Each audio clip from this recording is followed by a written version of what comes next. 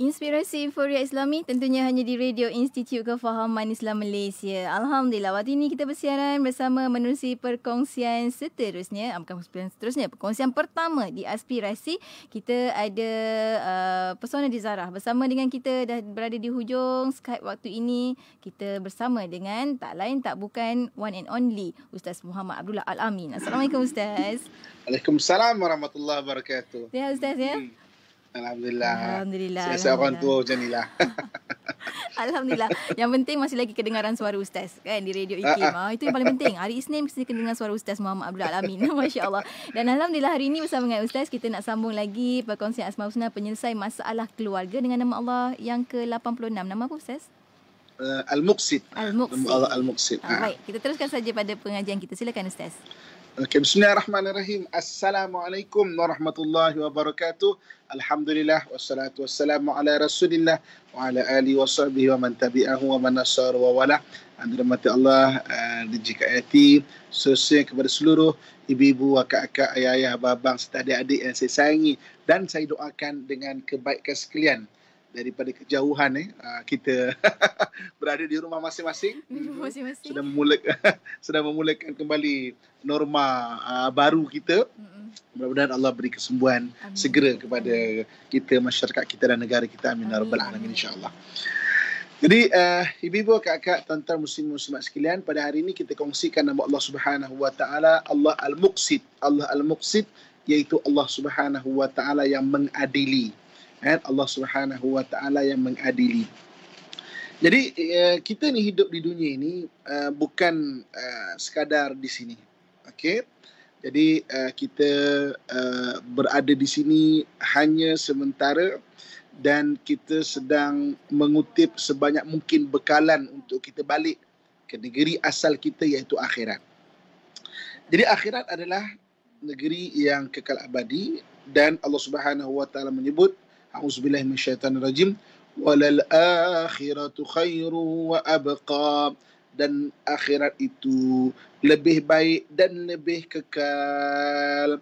Jadi nak ceritanya kat sini akhirat lebih baik dan juga lebih kekal kata Allah Subhanahu wa taala. Jadi di dunia ni bukan tak baik, bagus. Tapi akhirat lagi bagus. Di dunia ni bukan tak baik, baik, tapi akhirat lagi baik. Di dunia ni bukan tak best, best, tapi akhirat lagi best dan lagi kekal kata Allah Subhanahu wa taala. Jadi apa yang berada di akhirat sana? Di akhirat sana ada pengadilan.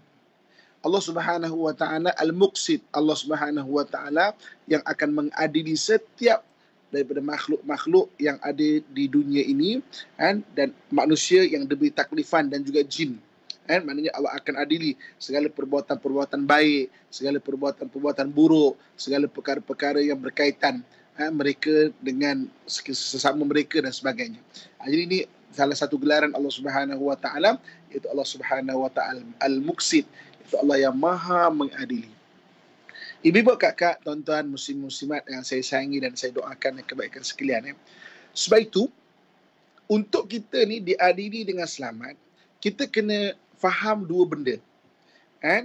Kita kena selalu membuat amalan, dan apabila kita nak membuat amalan, kita kena faham dua perkara. Okay, jadi hari ini nama Allah Al-Muqsid, Allah yang Maha mengadili, kita kena faham dua perkara dalam kita sini sentiasa berusaha untuk kita mengumpul bekalan untuk balik ke akhirat. Dua perkara yang kita kena faham. Apa dia? Yang pertamanya, ada usaha yang melahirkan usaha.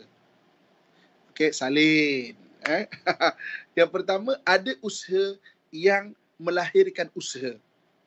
Dan yang keduanya, ada usaha yang memberhentikan usaha. Okey, dua benda ni. Okay, salin dulu. Nanti saya akan ceritakan konsep dia.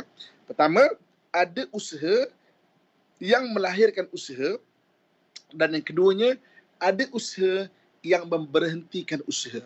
Kalau dalam istilah ilmu psikologi, dipanggil, dalam kita berusaha ni, yang pertama ni dipanggil create. Kita kena berusaha untuk melahirkan usaha. Create. Usaha. Dan ada yang dipanggil, yang keduanya, usaha memberhentikan usaha. Dalam ilmu psikologi dipanggil sebagai create anti-create. Create yang akan memberhentikan creation, maknanya usaha tu. Ada usaha yang akan memberhentikan usaha. Ada usaha yang akan melahirkan usaha. Dan ada usaha yang akan memberhentikan usaha. Pening lah Ustaz. Usaha berapa semua ni kan? Apa sebenarnya Ustaz? Kita akan kongsikan. Usaha berapa ni? Okay. Jadi maknanya, salin dulu istilah ni. Create, usaha melahirkan usaha, dan create anti-create. Iaitu usaha memberhentikan usaha. Ini yang kita kena faham. Supaya kita, bila kita nak berusaha tu benda, kita kena faham apa benda yang perlu kita usahakan dengan bagus. Ibu bapa kakak, tuan-tuan muslimin dan muslimat rahmatullah sekalian. Okey. Jadi kita bagi contoh untuk senang faham. Usaha melahirkan usaha. Okey. Usaha melahirkan usaha. Contoh pada hari ini. Katakan, kita disuruh berusaha. Allah sebut, fakulik malu. Kau beramallah. Allah sebut dalam Quran, laha ma kasabat wa alaiha maktasabat. Bagi mereka apa yang mereka usahakan, bagi mereka apa yang mereka usahakan. Kita kena usaha. Okey. Jadi usaha melahirkan usaha. Contoh. Katakan DJ Kak Ayati, ibu-ibu kakak sekalian kan. Hari ini kita datang majlis ilmu. Kita berusaha untuk hadir majlis ilmu. Kan? Maknanya kita berusaha untuk datang majlis ilmu. Kita berusaha. Jadi kita start kereta daripada rumah. Kemudian kita pergi ke masjid. Kan? Kita pun dengar majlis ilmu. Kan? Jadi kemudian ketika berada dalam majlis ilmu, kita melahirkan usaha yang lain. Apa dia?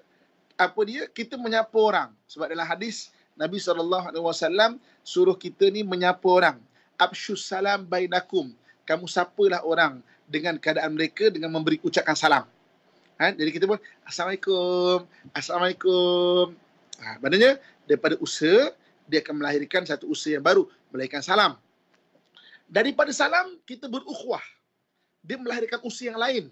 Kita berukhuwah. Kita bertanya, apa khabar? Awak daripada mana? Oh, saya tinggal kat belakang ni. Oh, awak? Oh, saya tinggal kat belakang ni juga. Tak pernah jumpa pun. Sebelum ni tak pernah usaha. Oh, sama-sama belakang. Okey. Daripada usaha, melahirkan usaha. Usaha melahirkan usaha, dah berukhuwah. Dah bersembang-sembang. Usaha melahirkan usaha. Apa dia? Dengar cerita kan, dekat sana tu ada rumah anak yatim lah. Apa kata kalau kita ziarah? Usaha melahirkan usaha. Kita pun, okey. Ziarah, jom lah. Kita pun mencadang, kita ziarah ke rumah anak yatim. Daripada ziarah rumah anak yatim, usaha melahirkan usaha. Kita tengok, kesiannya budak-budak ni kan. Katilnya tengah sengit, bantalnya pun dah maknanya dah rata lah kan. Maknanya makannya pun mungkin tidak tak terlalu terurus semua kan. Maka usaha melahirkan usaha. Maka kita fikir satu benda lah. Maka kita menderma. Usaha melahirkan usaha. Dengan derma tu kita fikir dengan skala lebih besar lagi. Telefon kawan-kawan lah. Apa nama? Nak tak kita derma mana yatim sana tu. Usaha melahirkan usaha. Kemudian apa lagi? Kemudian kita pun ramai datang ke kawan kita. Kita bawa anak kita, kawan kita bawa anak dia. Ramai tu keluarga datang. Anak kita dengan anak kawan kita berkenan pula. Usaha melahirkan usaha. Berkenan, akhirnya berbesan kita. Nampak tak?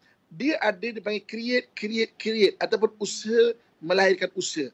Allah suruh kita berusaha untuk usaha yang melahirkan usaha. Okey. Kemudian yang keduanya. Untuk kita lebih faham sebelum kita berehat, usaha yang memberhentikan usaha. Ada juga orang yang berusaha, tapi usaha itu destroy. Dia merosakkan usaha yang akan datang.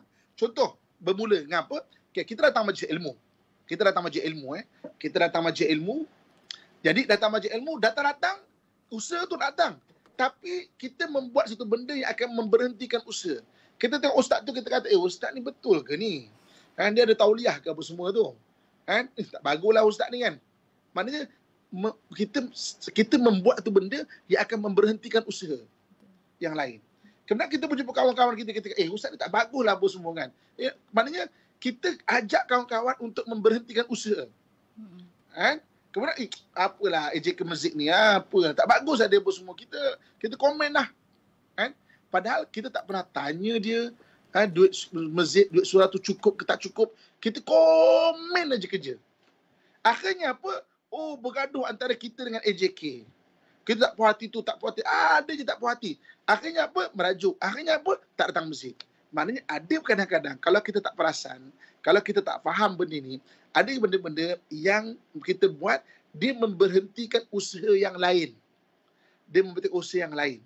Jadi maknanya kita buat tu benda akan terberhenti usaha. Kita buat satu benda tak puas hati akan terberhenti usaha. Kita buat benda tu akan terberhenti usaha-usaha yang lain. Jadi maknanya Allah Al-Muqsid, Allah akan mengadili. Allah suruh kita berusaha. Cuma kita kena faham dua benda. Kan?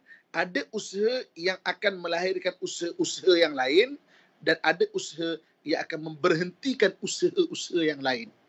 Itu kita kena awareness, kena ada kematangan, kita kena ada kefahaman, kita kena ada fikir yang panjang sikit. Kalau kita mungkin nak bertelingkah dengan orang pun semua, kita kena fikir sikit. Okey, untuk kita lebih faham dan kita kaitkan dengan bab rumah tangga, kita berhenti, berehat sebentar.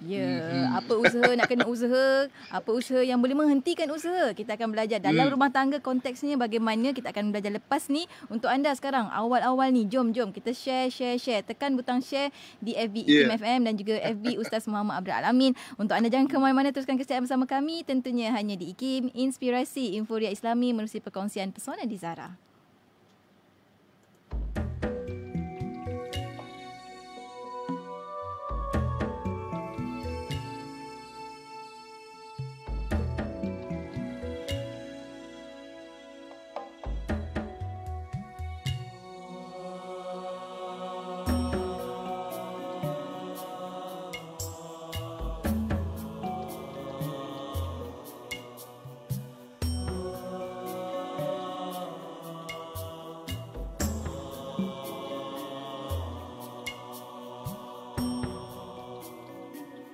Rasulullah, dalam mengenangmu kami susuri lembaran sirahmu, pahit getir perjuanganmu membawa cahaya kebenaran. Engkau taburkan pengorbananmu untuk umatmu yang tercinta, dia terpaksa tempuh derita, cekalnya hatimu menempuh ranjangnya. Tak terjangkau tinggi perkertimu, tidak tergambar indahnya akhlakmu, tidak terbalas segala jasamu. Sesungguhnya engkau Rasul mulia, tabahnya hatimu menempuh dugaan, mengajar erti kesabaran, menjulang panji kemenangan, terukir namamu di dalam Al-Quran. Rasulullah, kami umatmu, walau tak pernah melihat wajahmu, kami cuba mengingatimu dan kami cuba mengamal sunnahmu. Kami sambung perjuanganmu, walau kita tak pernah bersuah, tapi kami tak pernah kecewa. Allah dan Rasul sebagai pembela. Tak terjangkau tinggi perkertimu, tidak tergambar indahnya akhlakmu, tidak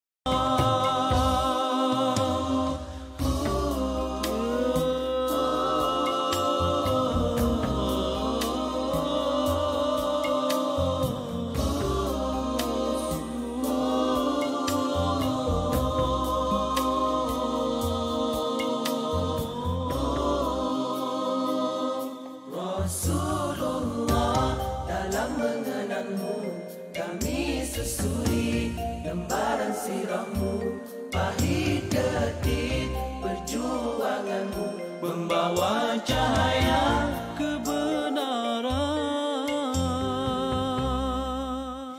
Inspirasi Euforia Islami tentunya hanya di Radio Institut Kefahaman Islam Malaysia. Kita kembali bersiaran waktu ini bersama menerusi perkongsian di Aspirasi. Kita ada Pesona di Zarah bersama dengan sahabat pendengar untuk sama-sama kita kongsikan lagi ilmu bersama dengan Ustaz Muhammad Abdul Amin. Di konti IKIM tak ada, tapi Ustaz kat ujung talian sana hari ini dengan nama Allah SWT Al-Muqsid untuk sama-sama kita kongsikan. Mungkin kita sambung lagi Ustaz perkongsian kita. Silakan Ustaz.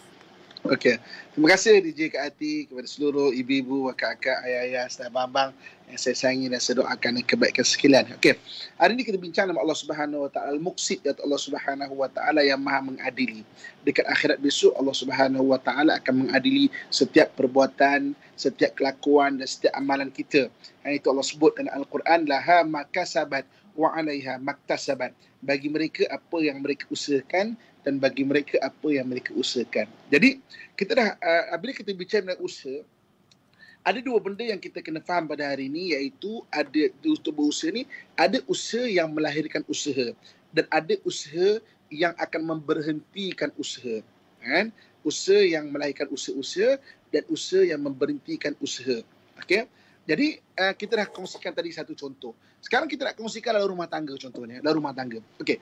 Kenapa dalam rumah tangga Nabi SAW banyak hadis Nabi untuk kita banyak terlibat dengan benda-benda berkaitan suami isteri. Contohnya, Nabi SAW mengajarkan kita untuk mengucap terima kasih kan, kepada isteri. Kan? Maksudnya, terima kasih pada suami, pada pasangan. Kan? Nabi suruh kita untuk bersentuhan, pegang dan berpegang ni sunnah. Berpegang tangan di sunnah. Gugur dosa-dosa daripada tangan suami isteri yang berpegangan. Kita memandang pasangan kita dengan kasih sayang, maka Allah akan memandang kita dan kasih sayang Allah Subhanahu Wa Taala. Apa lagi antaranya? Nabi SAW mencontohkan bagaimana Nabi membantu perihal-perihal rumah tangga. Nabi SAW mencontohkan bagaimana Nabi memanggil pasangannya dengan panggilan dan gelaran yang sedap didengar. Dia memanggil Sayyidatina Aisyah dengan panggilan Humairah. Humairah ni daripada perkataan ahmar.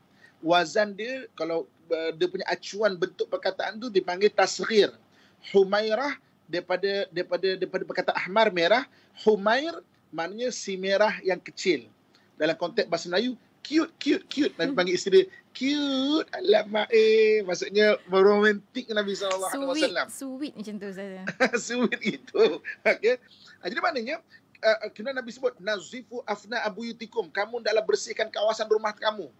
Kenapa dalam rumah tangga ni banyak Nabi ajak kita terlibat dengan benda-benda berkaitan suami isteri. Bukan semata-mata berkaitan dengan kewajipan, semata-mata nafkah batin, maknanya nafkah zahir kita bagi. Tapi terlibat dengan benda-benda demikian. Sebab apa?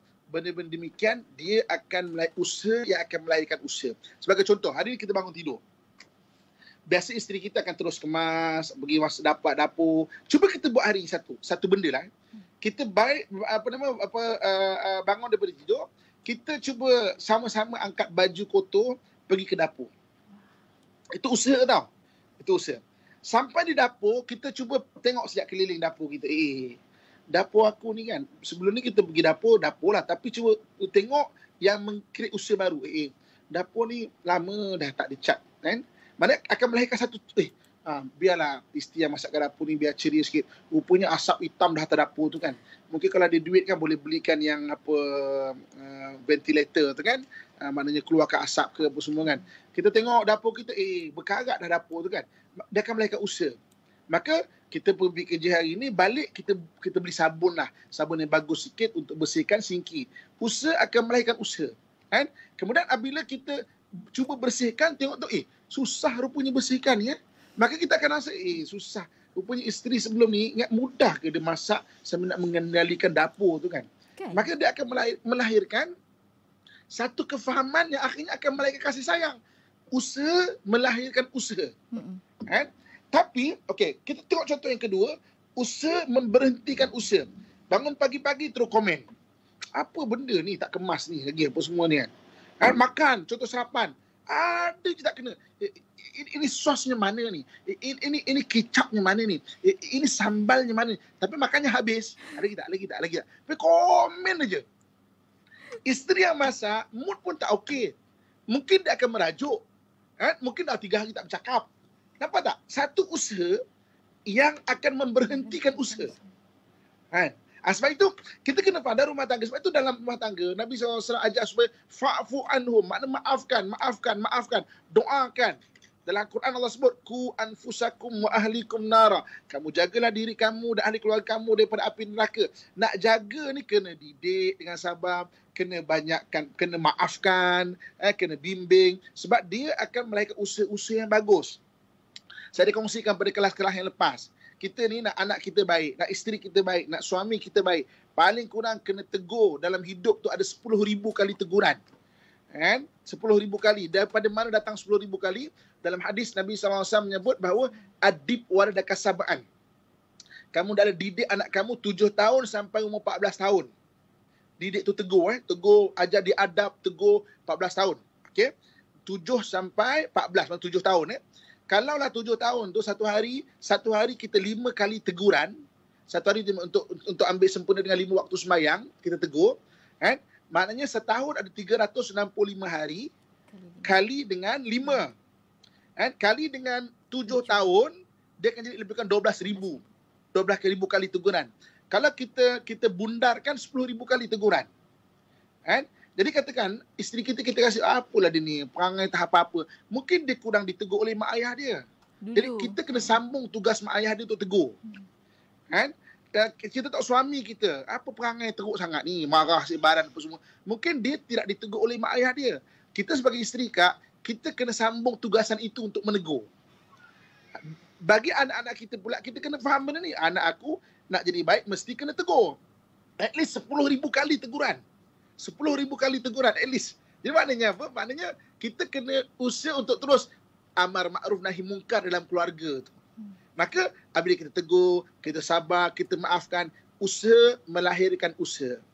Tapi kita tak tegur, kita komen je banyak, kita peleceh je banyak, kita tak menghargai banyak, itu usaha yang akan memusnahkan usaha. Usaha yang akan memberhentikan usaha yang lain. Kan bini merajuk, sebab tu kan kalau deraka kepada suami contohnya, kan terhapus amalan. Dia bukan terhapus amalan yang lepas-lepas semata-mata. Terhapus amalan yang sepatutnya kita buat kebiasaan. Kan? Maknanya kan, deraka kepada suami, terhapus amalan. Amalan apa? Biasa kita mungkin buat sarapan untuk suami. Kan? Kita mungkin keluar sama-sama. Hari ni merajuk 3 hari, tak nak buat sarapan. Malas. Boykot contohnya kan.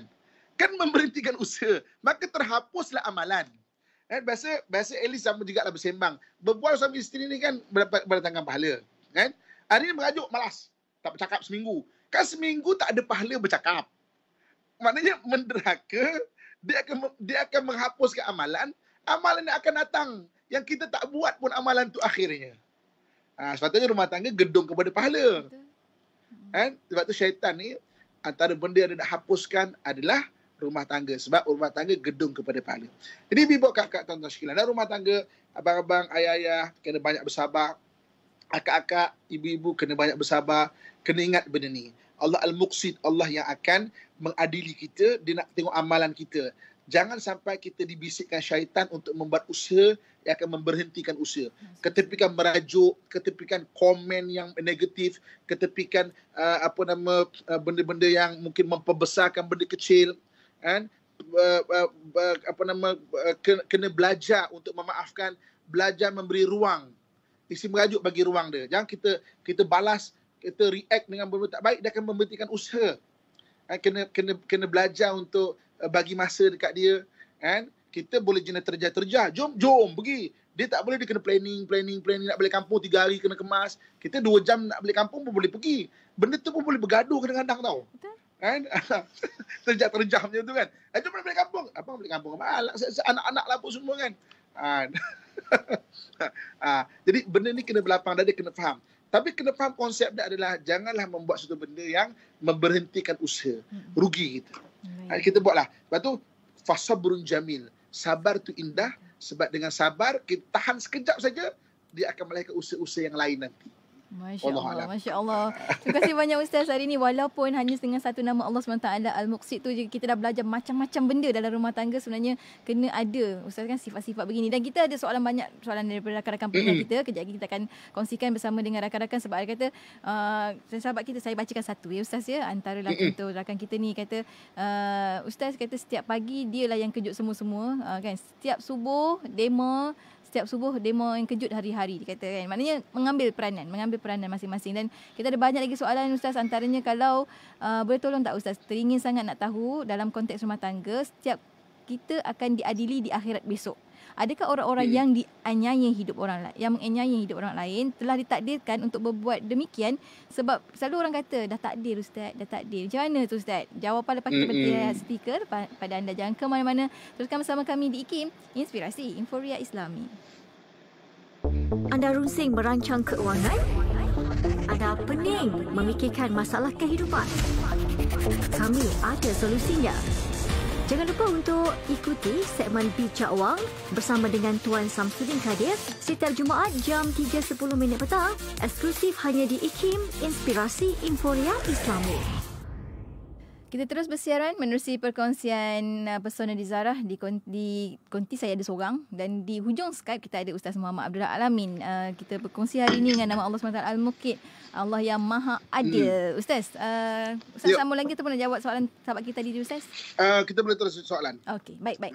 Soalan-soalan daripada sahabat-sahabat kita di FB IKIM FM yang telah pun tekan butang share. Terima kasih banyak soalan-soalan anda. InsyaAllah mana yang sempat kita akan bacakan. Dan juga di WhatsApp IKIM di 0112900404. Soalan tadi daripada Puan Nurul Ustaz, kata bagaimana dengan dosa enyaya?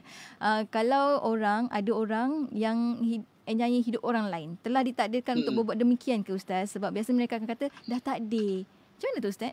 Okey. Dalam Quran Allah Subhanahu Wa Taala sebut bahawa waja'alnakum najdain. Kami bagi kamu pilihan dua jalan. Takdir ni ada benda yang kita tak boleh nak pilih. Contoh kematian tak boleh nak pilih. Ada orang boleh nak pilih mati, tak boleh. Okey, kematian sampai masa. Bencana, bala tak boleh nak pilih. Ada benda yang kita boleh pilih. Sebagai contoh Sayyidina Umar radhiyallahu anhu wa arda, ketika ada wabak satu ketika, jadi dia nak keluar daripada negeri Syam. Orang kata, kenapa, adakah kau lari, maknanya kau tak percaya pada takdir? Tak, aku berpindah dari satu takdir ke satu takdir yang lain. Maksudnya, ada benda boleh pilihan. Okey. Dalam bab aniaya, apabila seorang itu menganiayai orang lain, orang yang menganiayai dia tak boleh cakap, dia dah takdir saya aniaya awak. Dia takdir saya tahu. Tak boleh. Sebab dia ada pilihan. Dia ada pilihan untuk tidak meneruskan penganiayaan itu. Dia tak boleh kata ini takdir lah. Sebab tu nasib awak lah, awak kena aniaya dengan saya. Sebab ni takdir awak.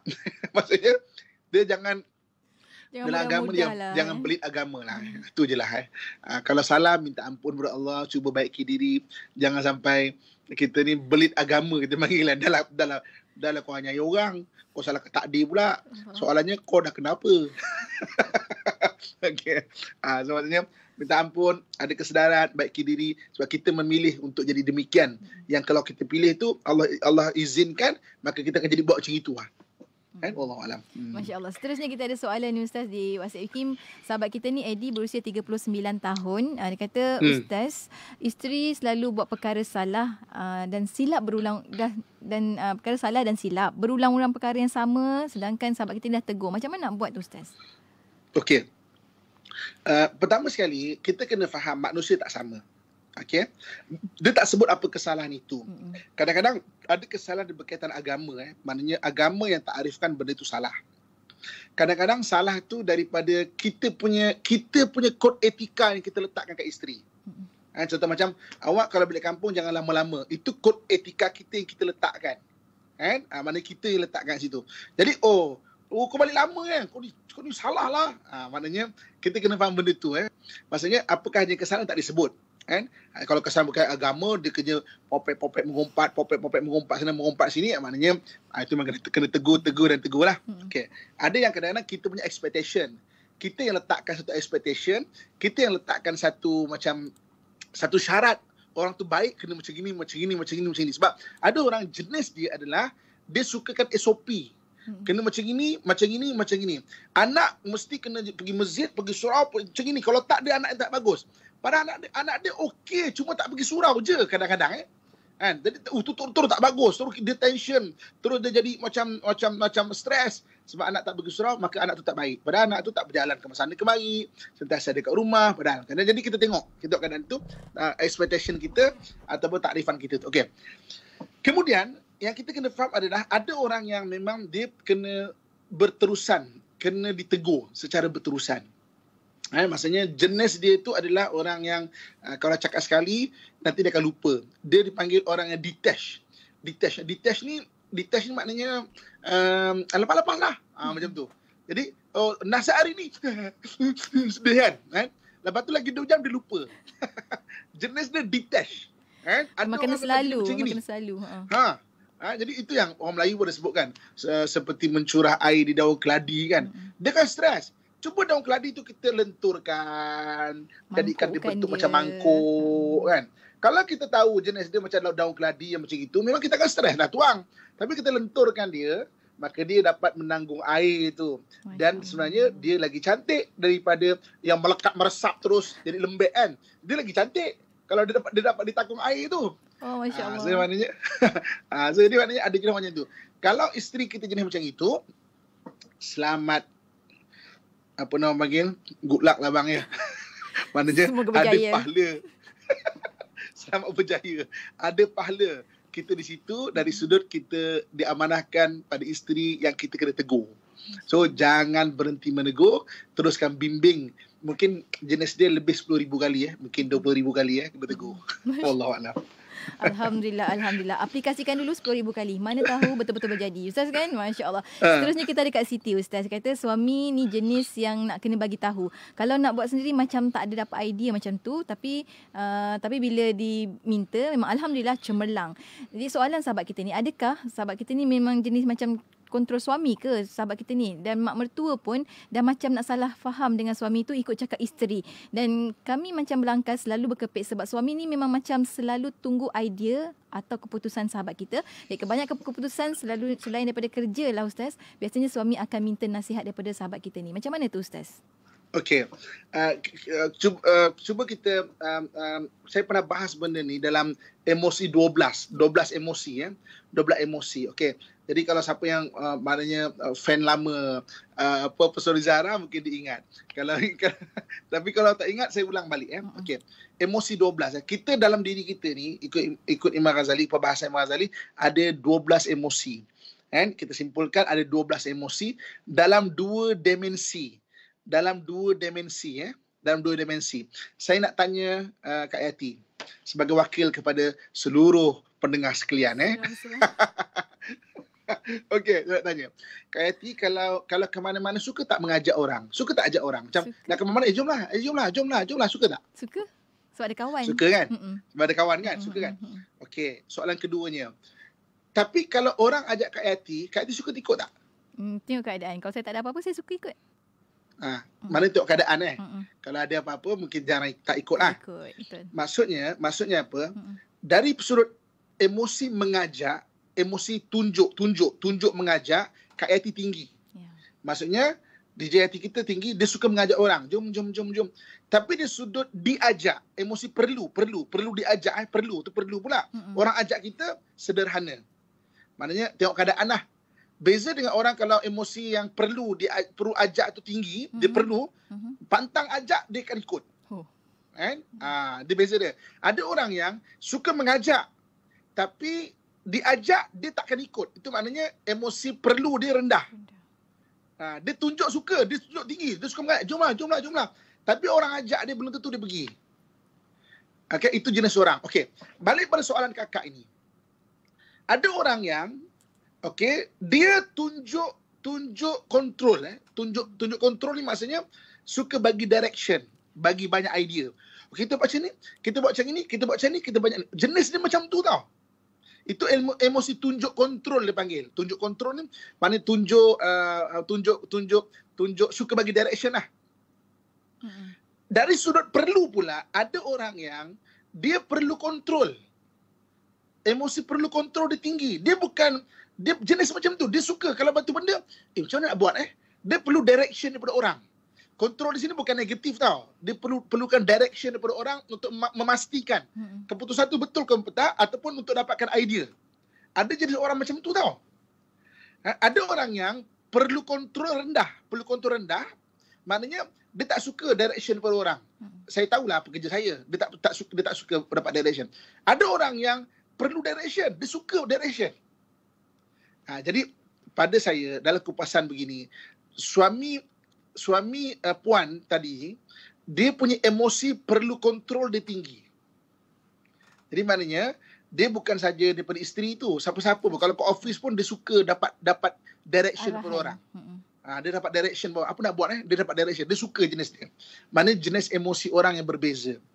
Dan memang kalau kita tak faham mengenai perbahasan emosi 12 ni, kita akan mudah salah faham lah. Maka mak akan cakap apalah, anakku kena kontrol. Tapi tak, sebenarnya anak dia yang bagilah direction. Anak di sini yang perlukan begitu. Wallahualam. Masya Allah. Seterusnya Ustaz, kita ada sahabat kita tanya soalan. Kata bagaimana kalau dalam situasi suami yang suka curang? Adakah itu satu sifat ketagihan sebenarnya Ustaz? Okey. Dalam diri manusia ni, dia dipanggil mazmumah badan. Mazmumah badan ni inborn. Dia bukan dibina dengan emosi, tak. Inborn. Okey. Ada orang yang mazmumah ni kelemahan dalam bahasa Arab. Mazmumah badan dia, ada orang mazmumah badan dia adalah pujian. Maknanya dia suka dapat pujian. Kalau tak dapat pujian, dia maknanya dia akan tension lah. Ada orang mazmumah badan dia kadang-kadang amanah. Dia tak boleh diamanahkan benda, dia akan terpakai dululah. Dia akan mazmumah badan dia. Ada orang mazmumah badan dia boros. Dia ada duit pun dia boros, dia tak ada duit pun dia boros tau. Allahuakbar. Ya, ada orang jenis macam tu. Okay. Ada orang jenis badan dia adalah ghalabatid dain, suka berhutang. Kat itu mana jumpa tak? Ada orang suka berhutang. Padahal dia tak ada apa-apa pun, tapi suka berhutang. Jenis badan dia jenis macam tu, suka berhutang. Dan ada orang yang mazmumah badan dia adalah perempuan. Jadi kalau suami kita mazmumah badan dia memang perempuan, memang kena ingatkan. Sehebat mana dia pun, dia duduk tepi mazmumah dia akan tombang. Siapa pun dia. Kita pernah dengar kisah imam ditangkap khaluat. Kita pernah dengar kisah hakim mahkamah syariah ditangkap khaluat. Bukan hakim itu, bukan ustaz itu, bukan imam itu. Orang lain pun banyak lagi. Tapi kebetulan mazmumah badan dia macam tu. Sehebat mana dia duduk tepi mazmumah itu, dia mesti akan tombang. Lepas tu kita kena tahu mazmumah kita. Kalau mazmumah kita boros, kita jangan pegang duit banyak-banyak. Kalau mazmumah kita amanah, jangan ambil amanah. Kalau mazmumah kita tu perempuan, jangan duduk tepi-tepi itu. Mesti tombang punya. So kita kena tahu mazmumah kita tu. Jadi balik pada suami tu ada orang kita pernah jumpa. Saya pernah jumpa. Ustaz, suami saya Ustaz, 20 tahun kahwin, 24 kali buat hal Ustaz. Ratio dia at least tahun sekali buat hal. Dengan PA, dengan budak office, dengan budak dekat kedai, pantang dengan budak jumpa tol. lah Ustaz ya. Budak tol, bayar tol hari rumah pun boleh berkenan. Sebab mazmumah badan dia adalah perempuan. Tapi kalau bukan, mazmumah badan bukan perempuan, mana itu insya-Allah lah dia tak rusing, dia takkan jatuh dengan bab itu. Maknanya kena tegur lah Ustaz, kena tegur, kena ingatkan selalu. Kena tegur, kena ingatkan. Kalau kita tahu mazmumah badan itu apa. Dan kita pun kena kenal mazmumah badan kita apa. Kita mazmumah kita ni, mazmumah badan tak banyak, 2-3 benda je. Kita kena tahu. Baik. Wallahualam. Seterusnya ni saya kira soalan terakhir Ustaz. Masa berjalan dengan sangat pantas. Sahabat kita ni seorang mu'alaf, dah baru 1 tahun masuk Islam dengan arwah isteri serta anak-anak sekali. Soalannya, macam mana nak buang hati berdendam kerana arwah isteri meninggal disihir. Sampai sekarang tak dapat nak menerima kematian isteri sebab bagi sahabat kita ni, arwah isteri tak pernah jahat dengan orang lain. Jadi kenapa Allah izinkan dia disihir? Macam tu Ustaz. Macam mana Ustaz? Okey. Jadi apa yang diaturkan dalam hidup kita ni adalah kita tak nampak apa hikmah dia. Barangkali Allah Subhanahu Wa Taala menyayangi isteri kita Kan kalau mungkin dia duduk di kalangan orang Islam yang tidak berakhlak Islam, dahlah kita baru masuk Islam kan. Takut kebetulan lingkungan kita tu orang-orang yang teruk, maka kita takut kita menyalahkan Islam. Padahal itu orang Islam. Islam dan orang Islam berbeza. Kan? Orang Islam kadang banyak ada kelemahan-kelemahan dia. Islam tu sendiri ajaran yang membawa ke arah kebaikan, keselamatan. Takut mungkin akhirnya hati dia mandang Islam tu tak bagus. Jadi Allah pilih dia untuk Allah selamatkan iman dia. Alhamdulillah Allah jemput awal dia. Masya-Allah. Kan? Jadi semua ada hikmah dia. Habis tu kenapa tak kita? Kenapa tak dia? Adalah tugasan yang Allah nak bagi kepada kita tu. Kan? Sebab hidup kita ni semua dengan tugasan. Kalau besok tugasan kita dah habis, maka Allah akan jemput kita pulang. Kan? Adalah benda Allah nak untuk kita buat. Jadi nasihat saya pada abang yang mu'alaf, sabar, semua benda ada hikmah. Tingkatkan hubungan dengan Allah Subhanahu Wa Taala, tingkatkan ilmu tauhid. Sebab tidak bergerak satu benda illa ma kataballahu lana, melainkan apa yang telah Allah tetapkan pada kita tu. Kan? Kalau Allah tetapkan kepada kita kebaikan, daripada timur dan barat orang nak menghalang dia, orang takkan mampu menghalang dia. Tapi kalau Allah Subhanahu Wa Taala telah menuliskan ada kemudaratan yang Allah akan uji kita, berhimpun orang timur dan barat untuk menghalang dia, pun takkan mampu untuk menghalang kemudaratan itu. Jadi kita kena minta takdir-takdir yang baik dari Allah Subhanahu Wa Taala, dan juga kita kena faham setiap benda tu la yusibana illa ma kataballahu lana, tidak akan menimpa kita melainkan apa yang telah Allah takdirkan kepada kita. Wallahu a'lam. Masya-Allah. Allah itu adil. Hari ini nama Allah Al-Muqsit. Allah beri tepat pada masanya, sangat harmoni dalam kehidupan kita. Masya-Allah. Kita sampai ke hujung Ustaz, mungkin ada sedikit kesimpulan untuk sama-sama kita. Ibu Kak Tuan saya, sebagai kesimpulan dia, Allah Al-Muqsit, Allah yang akan mengadili kita. Allah suruh kita banyak membuat amalan. Cuma kita kena faham, ada amalan yang akan melahirkan amalan, ada amalan yang akan memberhentikan amalan. Kan? Kalau istilah dalam ahli psikologi itu dipanggil amalan yang melahirkan amalan. Create. Kena create benda yang meng-createkan amalan. Dan ada benda yang create, anti-create. Anti-creation. Maknanya ada amalan yang akan menstopkan amalan-amalan yang lain. Untuk itu kita kena faham, benda-benda negatif dia akan stopkan amalan-amalan yang lain. So baiki diri, kan, sentiasa positif dalam diri hidup, dalam diri kita, dalam hidup kita, sentiasa nak bergaul dengan orang positif, sentiasa untuk terus minta Allah kurniakan kita dan bimbing kita ke arah lebih positif, insya-Allah. InsyaAllah. Sampai hujung Ustaz, kita doa Ustaz untuk sama-sama kami aminkan. InsyaAllah. A'udzubillahi minasyaitanirrajim. Bismillahirrahmanirrahim. Alhamdulillahi rabbil alamin, wassalatu wassalamu ala asyrafil anbiya'i wal mursalin wa ala alihi wa sahbihi ajma'in. Ya Allah, ya Tuhan kami, kurniakan keselamatan kepada kami yang menonton pada hari ini, ahli keluarga kami, dan yang mendengar perkongsian kami pada hari ini, ya Allah. Hindarkan kami dari segala mara bahaya, ya Allah. Dari hasad dengki manusia yang menghasad, ya Allah. Dari kezaliman manusia yang jahat, ya Allah. Daripada gangguan jin dan syaitan, ya Allah. Daripada penyakit yang berjangkit, ya Allah. Daripada penyakit yang berjangkit, ya Allah. Daripada penyakit yang berjangkit, ya Allah. Daripada perkara yang tidak mampu kami tanggung, ya Allah. Ya Allah, ya Tuhan kami, jika Engkau jadikan penyakit corona ini sebagai tanda kebesaran-Mu, ya Allah, kami telah melihat kebesaran-Mu, ya Allah. Angkatlah penyakit ini di kalangan kami, ya Allah. Jika Engkau jadikan ia sebagai tentera-Mu untuk menghukum orang yang engkar, orang yang sombong, orang yang mungkar kepada-Mu, ya Allah, jadikan ia cepat menjalankan tugasnya, dan Engkau angkatlah penyakit ini di kalangan kami, ya Allah, dan berikan kesedaran dan keampunan kepada orang-orang yang berdosa dan orang yang ingkar di kalangan kami, ya Allah. Ya Allah, ya Tuhan kami, hindarkan kami dari segala mara bahaya, ya Allah, dan daripada penyakit yang berjangkit, ya Allah, dan daripada perkara yang tidak mampu kami tanggung, ya Allah. Allahumma rabbana atina fid dunya hasanah wa fil akhirati hasanatan wa qina adzabannar. Wa sallallahu ala sayyidina maulana Muhammadin wa ala alihi wa sahbihi ajma'in.